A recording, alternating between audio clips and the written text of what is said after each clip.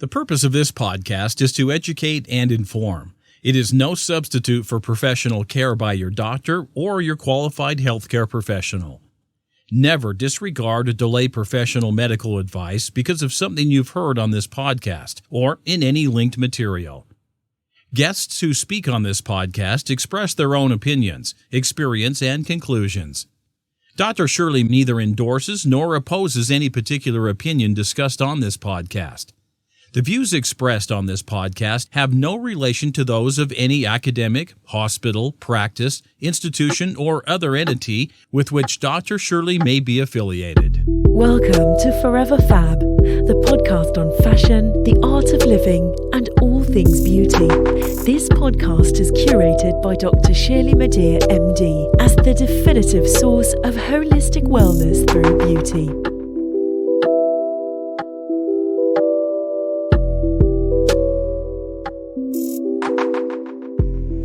Hello, everyone. Welcome to the Style That Binds Us podcast. We are so excited to be here with Dr. Shirley Madhere today, and she is a plastic surgeon. She has a podcast called Forever Fab, and I was on it last year. Thank you so much for having me. She is a graduate of Boston University, and she went to medical school, a combined program with Dartmouth Medical School and Brown University School of Medicine. Thank you so much for being here. Thank you both for having me. How exciting to join you from afar, and yet it still feels as if we're very close. That's nice. I know, we miss you. We miss getting to see you in the city. Now, let's start right away and talk about what made you want to be a plastic surgeon? Yeah, that's kind of probably not a straightforward answer, but I've always been curious. And I think my curiosity about the way things work, and most definitely my fascination for the human body, had a lot to do with it. And I think as my desire to figure out what it is that I wanted to do for a career, as that matured, I think it was a combination of that curiosity, my love of the human body and how it worked, and frankly, a desire to be of service to people and to help people. It was a combination of all of those things that probably went into my ultimate decision to A, go into medicine, and then B, decide upon plastic surgery. I think that my study of classical ballet was really just a manifestation of my trying to figure out how the human body worked. So all of that went into it.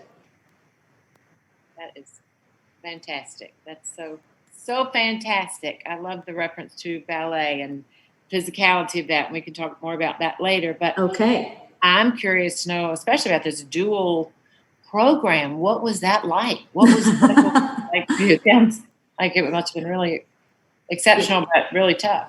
Yes, it was tough. And, I think some of my friends would refer to me as a woman of excess. But not that I overdo it, in terms of accessories. Maybe I do. Or maybe I walk out the door, and how they say, just take one thing off before you walk out the door. Maybe I leave mine on. Yes. But I think for me, my interpretation of that is that I really always wanted to and continue to want to just get the most out of life, to learn the most, experience the most, be the most present. I was lucky, and I definitely worked hard for it, but I was lucky to be accepted into the combined medical school program at Dartmouth and Brown universities. So again, that probably was for me something very exciting because I had two cultures within one medical school experience. Right. And medical school was a test on many levels. I learned a lot about myself, about others, about the medical system. And after medical school was surgical residency, and I did two of them, one in general surgery and the other in plastic surgery. And surgical residency, both of them were completely different experiences from medical school. Medical school was mostly, books and classrooms and academics. And in the last 2 years, you got to go around under the tutelage and guidance of your elders and your mentors and your teachers, where surgical residency, you're being groomed to operate and work and function and think independently. So My surgical residencies, frankly, were absolute torture. And if I will continue with the themes of lessons, both of them for me were lessons in resilience. And they were definitely challenging. And yes, learning about the human body, how it works, how it doesn't work, how you can help heal, how you can help treat. Those are definitely exciting and challenging subjects, which I loved. But then the other aspects of residency, just learning how to deal with people and administrators and the system were definitely difficult. But I got through them, and I got through them well. I got through them with grace. I like to say sometimes forgiveness of my tormentors, gratitude for my mentors, faith in my ability, trust in my intentions, support from my family and friends, and the idea that I knew that the pain would be finite. So that's how I believe that I was successful.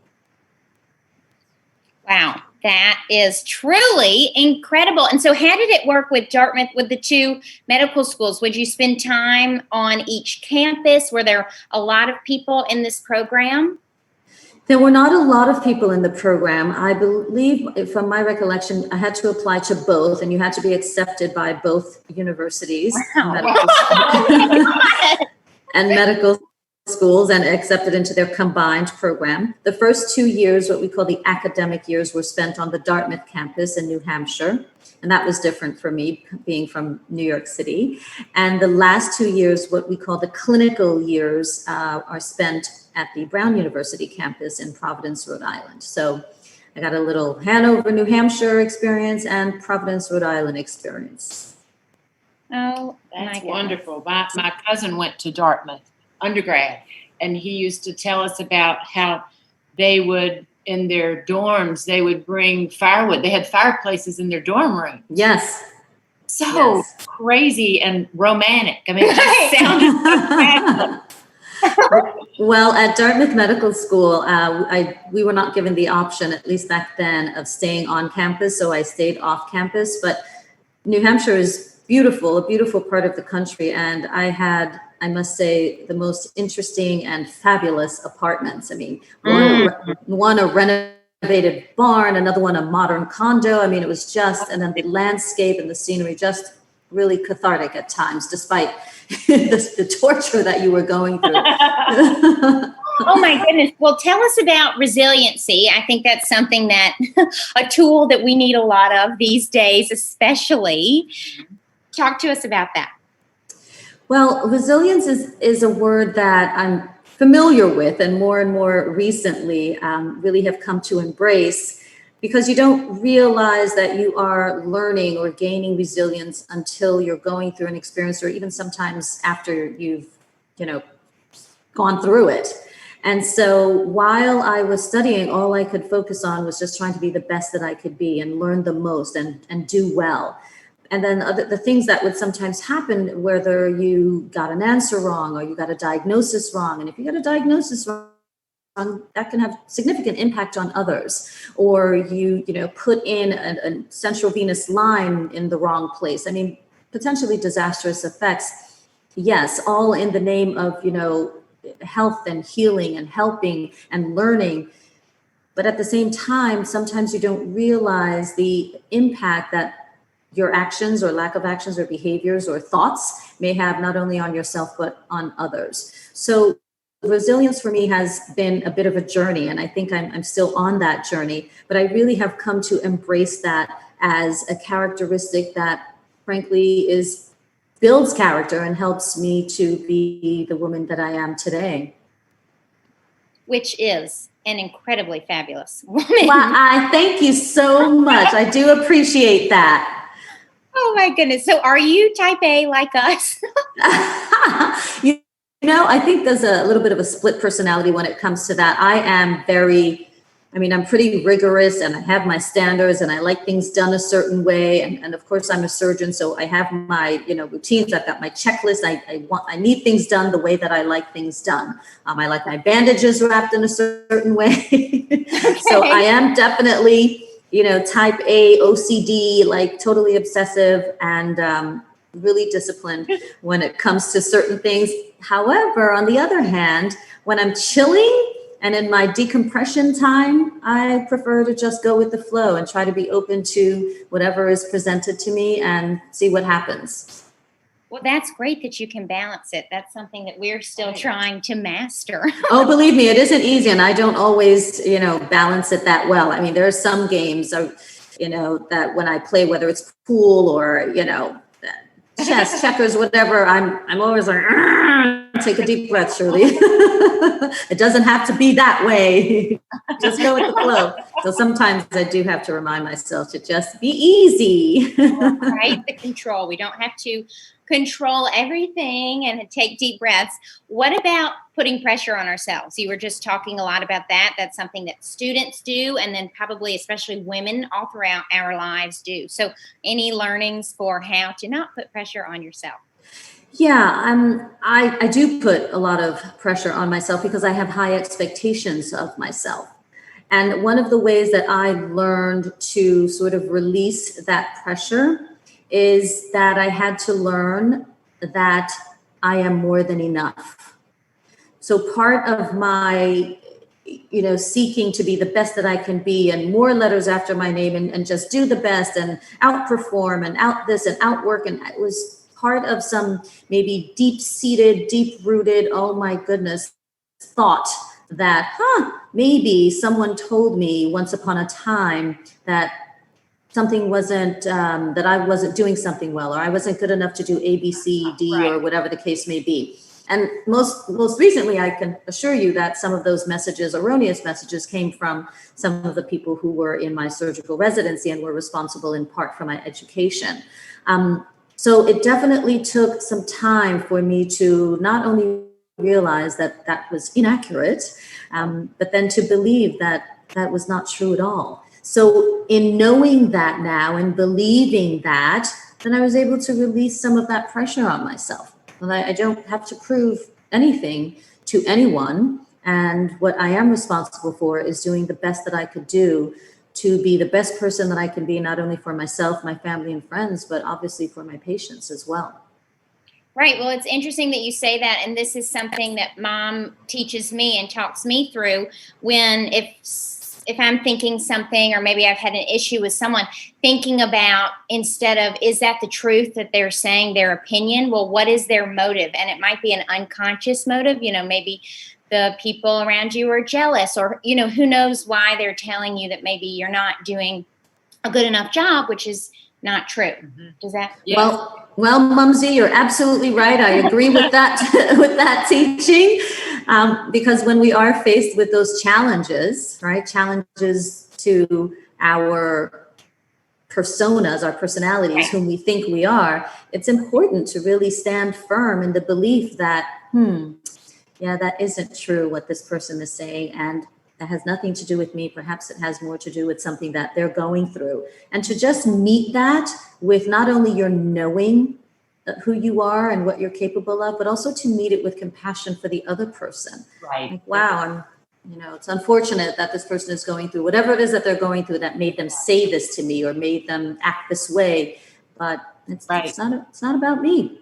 Right. It's not for me to fix. Right. And it's unfortunate that our first instinct many times is, maybe I didn't do a good enough job. Maybe I am not a good look. Whatever it is that the person was, even if they didn't say it in words, so many of us, the first response is, I need to do it better, whatever it is. And, a lot of times it's like, stop. The reason why your boss is yelling is because the company she's working for is falling apart. It has nothing to do with you. You're just standing there. Right. Basically, those kinds of things. And it's very, very hard. You have to be very mature to be able to calmly think, I am doing a great job. It doesn't matter what this person says. I value their opinion, but on this day, at this time, I didn't do anything wrong. And I agree with that. And I continue to learn it. I have studied a bit of Buddhism, and not as a true academic, but more as a way of life for me, or a philosophy. And one of the principles is loving kindness. And I often believe that loving kindness has to be directed not only outward, but also inward. So be loving to yourself, be kind to yourself, know who you are, and know you're a good person. And that gets all into the female psyche. Oh yeah. Especially professional female psyche. I think we sometimes do a number on ourselves because we're just extra hard. Right, that's right. And we feel like we have to work harder than other people. Yes. And unfortunately, sometimes we do. I know. Yeah. I know it. But that's wonderful. We are very interested in learning more about Buddhism. Delia and I are very much interested in that. We have that as a we want to learn about a lot of different things. Certainly. Well, I can certainly send you references because I am not the one to teach you. We'd love to have references. That'd be awesome. We're just trying to figure it out by ourselves. So that would be awesome. Okay. Ballet, near and dear to our hearts. Yes. I know you were a dancer like I was, and I'm curious about how you have brought that into your professional life. I am totally indebted to my ballet teachers and to the practice of ballet for teaching me professional discipline. Yes. And I definitely brought that into my training, into my studies, and I believe that discipline was in large part responsible for my resilience and my success in plastic surgery. And there were so many times in residency or medical school that you had opportunities to maybe take an extra long break or maybe not, study for the 10th hour, maybe just stop at 8. But having that discipline really just kept me going. And ballet also taught me, interestingly, that sometimes through pain, and I don't necessarily mean physical pain, but sometimes through emotional sort of angst, beauty emerges. Mm-hmm. Oh, that's so good. Yeah, physical and emotional. Definitely. Yeah, physical, mental, emotional. So I would say, discipline for sure is what ballet taught me, and I used that to the best of my abilities while I was in school. That's awesome. I think that makes perfect sense. And I think striving for excellence, knowing what it feels like to nail, a pirouette or whatever it is, and always striving and having those people that I always tried to explain to people that it was such a compliment when your teacher called you out to use your body as an example. It wasn't like, when I would tell my mother, Stefan called me out today, and she's like, oh, I'm so sorry. I'm like, Mom, I was chosen. He corrected me and used me as the example for the whole class. It was amazing, Yes. kind of thing. So you're just pushing to, to please your instructor, but also it just feels so wonderful when you do it. Yes, yes, definitely to be able to be called out in a positive way and be acknowledged for your efforts and your performance is fantastic. Now, during plastic surgery residency, interestingly enough, I was called out many times, but for negative reasons. I would give what I thought was a brilliant answer, and the teacher, or the other plastic surgeon, that we call them attendings in the room, would say, "Oh my God, that's a horrible answer. I would never come to you as a doctor." And one of my colleagues who didn't look like me necessarily would give the same answer, and most definitely not as eloquently, and would be called out in a positive way. So, oh my gosh. There are tons of stories like that. But in this way, having dance ballet, however, because not everyone can be the prima, right? But having dance ballet taught me not to necessarily take that personally, even though it was directed very personally, because I would just think, okay, well, today is not my day, and I'm going to be a member, of the corps. I will not be the prima today, but I will keep, working hard, and I will be a prima one day. So there you have it. So ballet did help me quite a bit. And that goes back also to what are the preconceptions that this person has, that they are choosing this other person, which is something so typical that happens all the time. But my father studied medicine at Tulane with Dr. Ochsner with the Ochsner Clinic, and he was horrendous to study under and to to go through residency with. However, it was one of the greatest honors of my father's life at the same time. Yes, I'm sure. So I'm sure. Yeah, so to learn tough. from those people. Yeah. I think you just want to go home and just cry, I did many times. I bet, especially being a female and, let's just get it out there, being a female in this field and everything. Height, at the one of the, the top schools in the country. Yes, for sure being a female, and for sure having the extra special, pixie dust of being, a Black woman or a female of color in a surgical practice. Oh my gosh. I'm sure. And it was like, you were just chosen because ... Yes, I was chosen because ellipsis. That's right. Forgive them for they know not what they do. Okay. Now, the next question, we're going to move on, and it's, how have the requests and ages of people that are reaching out to you changed because of social media? Is it? Oh yeah, very relevant question. I mean, these are exceptional times, are they not? Right.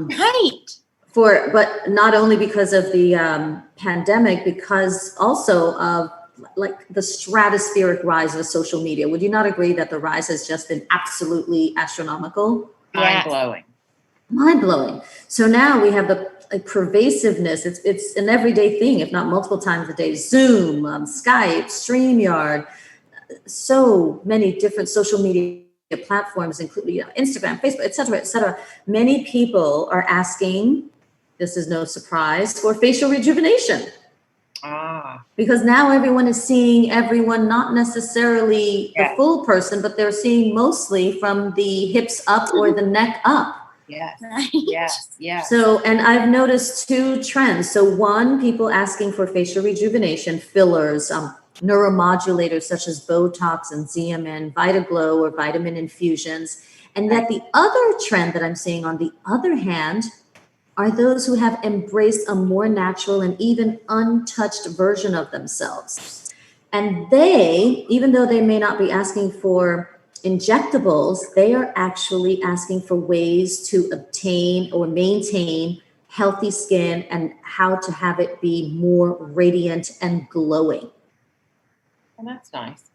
Yeah. That's nice. And it's so, I thought about, I've heard all these stories about people coming in and saying, I want to look like my Instagram filter version of myself. I hadn't thought about Zoom. I mean, I talk to women all the time about, raise up the laptop to eye level so you're not looking down, and make sure your lighting is good. But I never thought about, but it makes perfect sense, because I think especially when people don't set it up correctly, as we know what it looks like when we take a selfie, it can be horrifying. I'll just say that. So they see that and they immediately, I'm sure, think this is, it's humiliating. Unfortunately, it can be humiliating when you're meeting with people and it's very distracting. You can't think about what you're saying because you're looking at it going, I'm just, scary looking, It's all very interesting, because I think many of us I think we perceive ourselves differently from obviously the way people see us. So we may think we appear one way to people, and yet it isn't necessarily that way. And sometimes when we see each other on the Zoom or the Skypes or whatever, and you really sort of, it captures a glimpse. It captures a moment in time where whatever is going on, on your mind is captured right there in front of you, and you're looking at it. Right. And so I think it's very interesting. Perception and reality and how you feel that you look is projected onto the screen, but not necessarily onto the other person. It's all very interesting psychological dynamics of beauty, which I totally love. Very interesting. That's so much like with my clients when they say, I really hate this so-and-so about me, and I was thinking, well, that's not the thing I was noticing at all. Do you know what I mean? And we tell each other that all the time. No one's going to see that but you. No one's going to notice that you have a pimple. No one's going to notice this. But when you look in the mirror, you zoom right in on it. Yeah. Just human nature. We all have our things. Yes. Right. This is something that's interesting that I haven't thought about until now.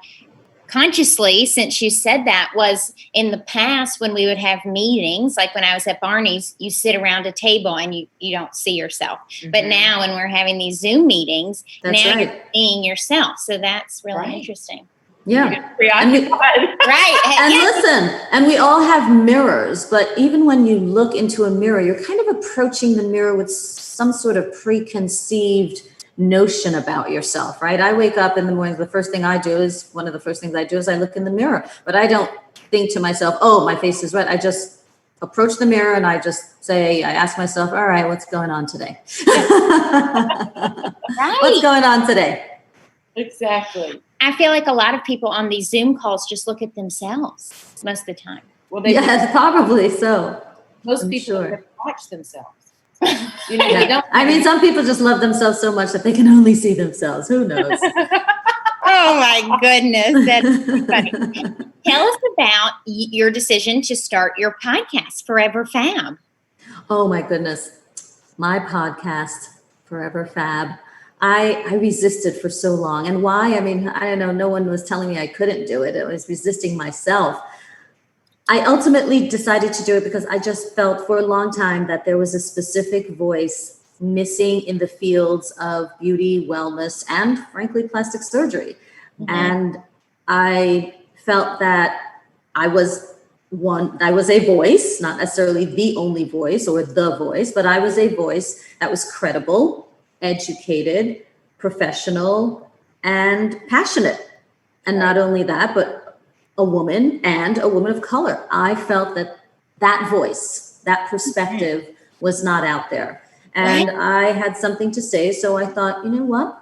I'm going to manifest that voice and I'm going to shout it out for the world to hear and join me. And frankly, if I have one listener and subscriber, that's fine. If I have 1,000, that's fine.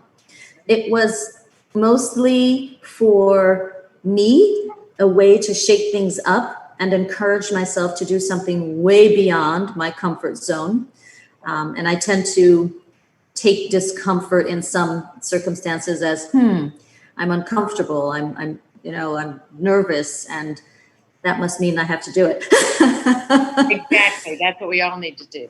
Right. So going beyond my comfort zone, for me, it was a way to grow, to evolve, to innovate, to communicate with not only my patients, but with other people who are not my patients, to express myself, and maybe to create a community that was in alignment with some of the things that I was saying or some of my views and values, and just to, create a tribe that way. Right. Well, I'm so glad that we asked that question, and you're such a wonderful example, because a lot of times it's like Misty Copeland, you need to see yourself in a field or a position. So that is, you could, who knows how many careers you could launch, or some little girl sees you and then she's like, oh, I could be a plastic surgeon. Right. Absolutely. Right. And the women that, don't have anyone to ask these questions to or to learn about things. Maybe at the time they don't, they don't have the money to start the journey with the plastic surgery or anything. If they can just start by listening to you and understanding more about, what it all is, I think it's a remarkable thing. Thank you very much. And I hope I could serve as a mentor to someone, some little girl, some little boy, whoever, some little non-identified, gender fluid, whoever. All of it. Yes. But to serve as inspiration would be deeply fulfilling for me. Yes. Well, you're definitely doing that. And in one of your answers, the question about different ages coming in because of social media, what are your thoughts on the current global state of self-confidence? Are we in a horrible place? Oh my gosh. It is a thing. That's the right question. No, it's a thing. It's a thing for sure. Boy, confidence and self-confidence. Well, I think the obvious answer is that we cannot look for it outside of ourselves. It's a very difficult thing, right? Values, experiences, bombardment of messages from the media, from friends, oh my goodness, you have to just seek that approval from within. Right. And it is with that armor that you can then go out there and address the world and address the inequalities and the inequities and the imbalances. But I do believe that it's really important to try to find that within ourselves, because at least in my experience in the past, no one gives that to you for free, for sure. That's right. Oh my goodness. I know it's so unfortunate that it is very easy to, our sense of self is like, oh, how many, I didn't get enough likes on that photo.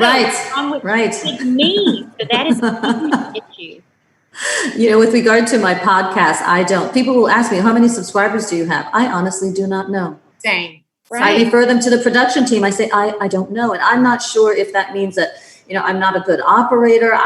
It doesn't really matter. I initially started it because I really wanted to be able to say something, and I wanted to create a space where other people could talk about those things. And it wasn't a matter of likes for me. Now, I know the reality is that in order for you to collaborate or to be heard on a larger platform, for sure, it's important to know those numbers. But I'm lucky I have a really great production team that keeps track of that for me. And they give me ideas all the time. They say, well, maybe you should consider this, that, and the other. But I am glad that the primary reason of my starting the podcast was not to have more likes. Oh gosh, Absolutely. right. We really shouldn't value human beings on how many, the number, the audience size of their platform, but more about the depth. And then you find out, I heard, I think it was Jonathan Anderson, somebody talking about, isn't he with Loewe? Yeah. Talking about getting back to the joy of creating content rather than pushing all this content out in hopes of getting likes, in hopes of getting sales. So, if you create a podcast, we took a class about writing a blog post, and one of the professors said, if you're in this room to get famous, you don't need to be in here. It's kind of like if you are creating a podcast or anything else, an Instagram post, desperately, for these likes, then it's never going to be a success, first of all. And I totally agree with you. It also could make you not do your best work on the podcast, because you would be nervous that, the likes weren't going to be enough. Or anytime people ask us, can we see your numbers? We're like, we'll show you our numbers, but we kind of almost makes us not even want to work with them. Yeah. I understand that. I mean, and there's something about, I know this word is probably overused, but it's a real word. There's something about being authentic. Right. And putting out something that you believe in, and that you're not just, doing it to get a rise out of people, but that is real for you. So I try to adhere to those, to those parameters and my truth. And if I feel that my truth would be too polarizing, then that's something that I reserve for discussions with my personal circle or my concentric circle, of friends and family. I don't have to put it out there. If I think it's going to be insulting, what's the point? There's plenty of that in life. Why contribute? Right. Why? Exactly right. That's exactly right. We try certainly to never put out content that might make someone else feel less about themselves. Yeah. Especially as women, right? We are as women, we're part of that feminine energy tribe. So why would we not want to support each other and elevate each other and help to make the world a better place? Through our power. Absolutely. Absolutely. What are the latest discoveries in cosmetic plastic surgery? Ooh, I love this. I love this question. I'm always reading, and there's always, something happening. I just have to be careful because some of those things are still experimental. However, newsflash, the FDA just approved, like literally in the past couple of days, just approved an injectable for the management of cellulite. OMG. Oh my gosh, are you kidding me? Right? Phoebe. Well, I had it as a question for you. Like, is there ever anything that can help with cellulite? Well, hope has arrived, and it comes in the form of an injection. Wow, that's so exciting. I have known about this particular ingredient, the active ingredient, for several years. It isn't a new, sort of newly manufactured medication. It's been around for several years. This is just a new application of it. But I'm hoping this would be a game changer because there's so many. First of all, we don't really have an exact handle on what quote unquote causes cellulite. It isn't a disease, even though I know some people would think that it is, but it is not a disease. It's just this thing that happens. It's a condition.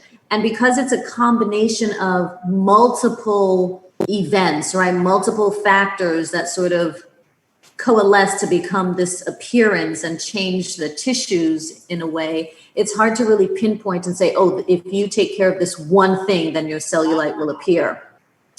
Nevertheless, I think with this new injectable having been FDA approved, I think it could potentially be a game changer because even if it didn't answer the question or resolve the issue 100%, it could definitely be used as an adjunct or complement to other therapies, right?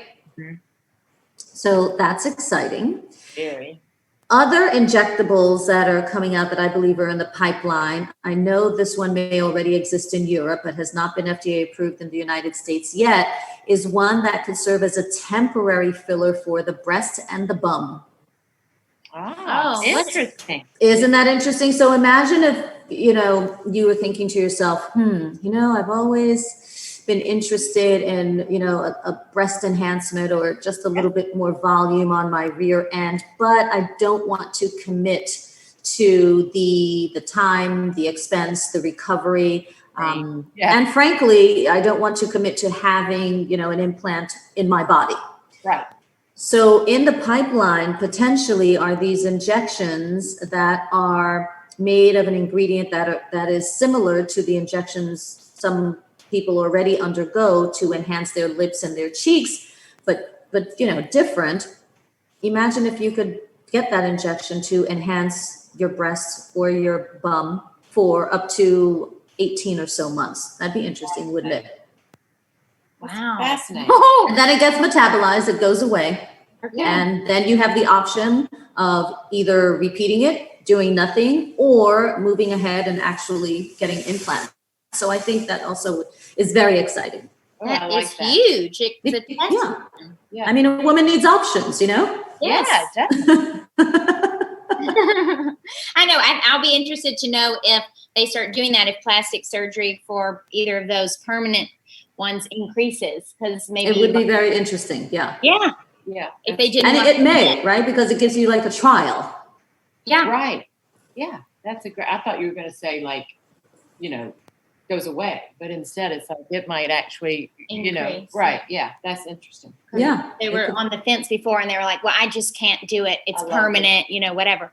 And then if they can try it, it'll be interesting to see if that is on the increase. What is your favorite surgery to perform? Ooh, I have a few. Yeah, tell us. I have a few. I love rhinoplasty or nose reshaping. Mm-hmm. Because the nose is central to your face, and to be able to enhance that or modify it in a way that really helps the person to just settle into who they know they can really be, I think that's pretty remarkable. I also love performing breast lifts. What is it? And Breast lift? a breast lift, yeah. So, yep. Mastopexy or breast lift, and also tummy tuck or abdominoplasty. Those are probably my top 3. Oh, baby's And- ready for those. Delia, my daughter patting me on the shoulder with everything you said. Like, is that a big hint, Delia? Well, she complains about all these things all the time. Oh my goodness. Yeah, those are probably, my top 3, and followed closely by facelift. Oh. Yeah, and then probably lipo. Mm-hmm. Yeah. I need to know more about all those. I do. Because there is a lot of creativity involved in plastic surgery. It isn't just a matter of picking up a scalpel or, a liposuction cannula and going through the motions. I mean, you have to ideally have a vision of and the creativity to, help shape and mold and sculpt. Well, I was about to say, it's like being a sculptor. Literally, it's like it's an art. I really think it's an art. Well, I like to think so. And I'm sure a lot of my colleagues feel the same way. So, yeah, it's form and function, the two sort of very basic fundamental tenets of plastic surgery. Form, what's the shape? How does it look like? But also function. It might look great, but does it work? That's really true. That would be horrible. You can breathe or you can sleep. Right? So they go hand in hand. What do you recommend? So, let's say someone is in another part of the country and they can't come to see you. What should they look for in a plastic surgeon? Well, I am honored that they would even consider coming to see me. But I think it's important to really take into consideration, that surgeon's training level. I know there have been so many changes in medicine, and especially in cosmetic medicine in the past several years. And I know that there are lots of people who feel very comfortable performing different procedures, whether those are, minor in-office procedures or actual surgery. I think that it is really important to be aware of that practitioner's level of training. I know that there are some courses that are offered where people can go in for a weekend and learn how to do a particular technique. Personally, I would not be comfortable with that level of training. And I'm not saying that, your surgeon has to have, triple PhDs and this, that, and the other. That isn't necessarily it. But I think it's important to know what kind of training that person has had and be able to choose accordingly, according to your comfort level. And that is another thing I think one should look for, not only the training level, but the practitioner's experience and whether or not they've had experience not only performing the operation, but experience or knowledge in dealing with and managing any complications, because that also goes potentially hand in hand with preparing for surgery, not only knowing the benefits and how fabulous you can look, but also being very aware of the risks, the limitations, because surgery may not answer all the questions, as well as the potential complications. And this is not to say complications will happen, but there's certainly a potential for them. And it's important that everyone is aware of that. Yeah. And then also be comfortable. Once you meet with this person, physician, practitioner, provider, whatever you'd like to call him or her, you have to feel comfortable. I mean, intuit that meeting. And would you feel comfortable walking hand in hand to the operating room table, with this person and becoming a partner in care, in your care with this person? I think all of those are important. You've just listened to part 1 of Forever Fab podcast. Please stay tuned for part 2, coming up next.